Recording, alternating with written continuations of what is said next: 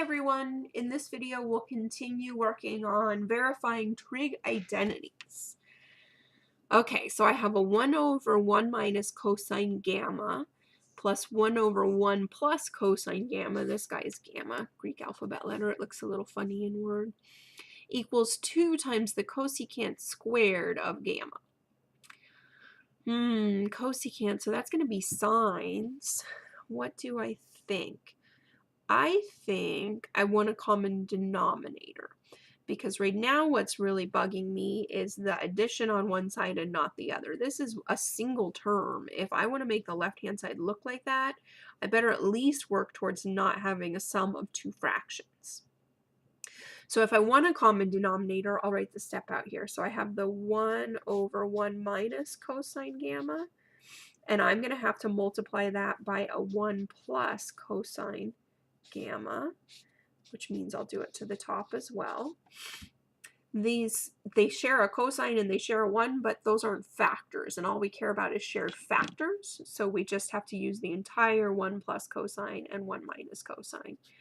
And then 1 plus cosine gamma needs to get multiplied by 1 minus cosine gamma, which we'll then also do to the top. And we want to know, does that equal 2 cosecant squared gamma?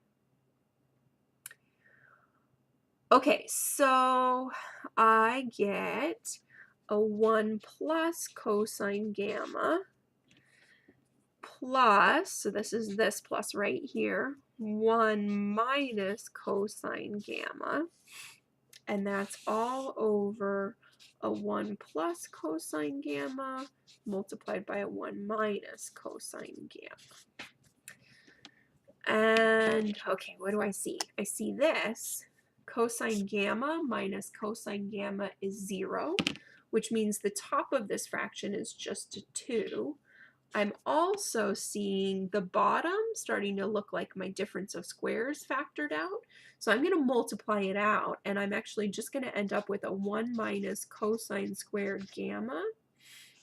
So now I have 2 over that, which I'm starting to like. It's a single fraction at least, and I've got the 2. So if I look at this, I can even carry this down a step. I can say, well, we can make this 2 times 1 over sine squared gamma, which is the same as 2 over sine squared gamma.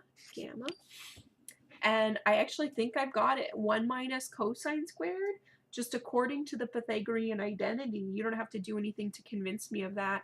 If sine squared plus cosine squared equals 1, then sine squared should equal 1 minus cosine squared.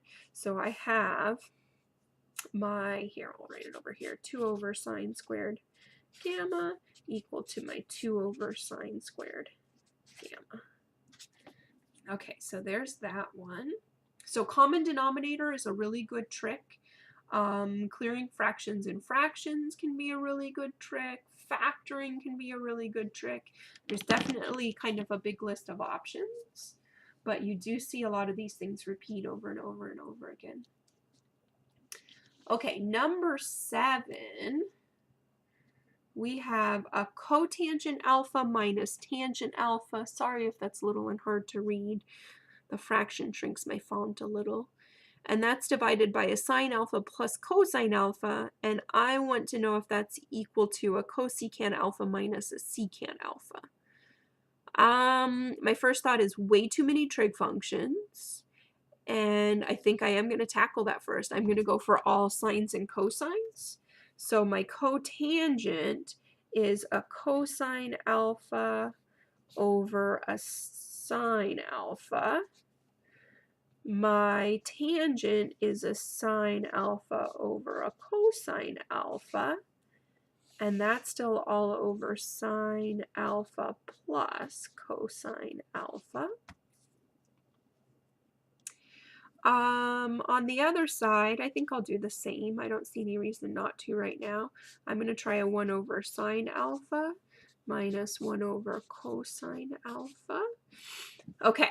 So still not looking identical, but I do have sines and cosines.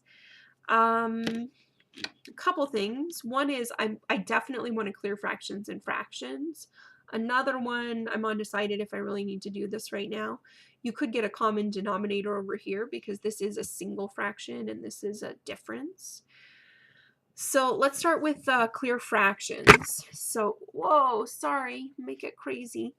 If I want to clear fractions and fractions, what I'm saying is I'd love to get rid of this sign and this cosine without changing the value of the fraction. So to do that, you'd have to multiply by a sine alpha and a cosine alpha on the top, and same thing on the bottom. So we use that multiply by 1. Okay, so the top gets multiplied by this, as does the bottom, and multiplying the top by this distributes it through. So it's really each of these, sine alpha, cosine alpha, getting multiplied by this guy. And in the top, where you're lining it up with other fractions, you can put it over 1. So what happens is in the first one, the sine alpha cancels. That was my goal. And in the second one, the cosine alpha cancels. In the bottom, nothing cancels, so I just made a huge mess in the bottom. But on the top, I now have, see if I can read my own thing, a cosine alpha. So I have a cosine squared. And then I have a minus sine squared. So not quite my Pythagorean identity. If it was plus, I could say that was 1. And then on the bottom, I have a whole bunch of mess now. Sine alpha, cosine alpha. Times sine alpha plus cosine alpha. Okay, so I do actually think that's progress, as messy as it looks. I think I'm going to go for what I was holding off on here and just go ahead and get the common denominator. So it will be sine alpha cosine alpha, which means I multiply the first one top and bottom by cosine, and the second one top and bottom by sine. So I get a cosine alpha minus a sine alpha over a sine alpha multiplied by a cosine alpha. So I'm liking at least this piece showing up in both. The top has some similarities, but it's not the same. A cosine squared minus sine squared is not the same as a cosine minus sine. So what I'm thinking next is that I did get back to a difference of squares, so I'm going to try and factor it. So cosine squared minus sine squared should factor into cosine minus sine multiplied by cosine alpha plus sine alpha. And that's still over sine alpha cosine alpha multiplied by sine alpha plus cosine alpha. And this is still question mark. And this is still question mark. Cosine alpha minus sine alpha over sine alpha cosine alpha. Okay, so too much writing. Again, you can just kind of ditto this or fill it back in. On the last line, please write your entire obviously true statement. I want to see that.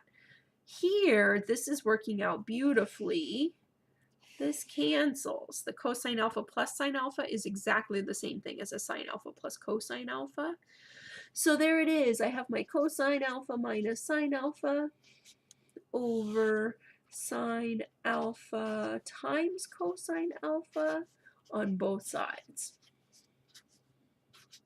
Minus sine over sine cosine alpha. Okay, thanks for watching.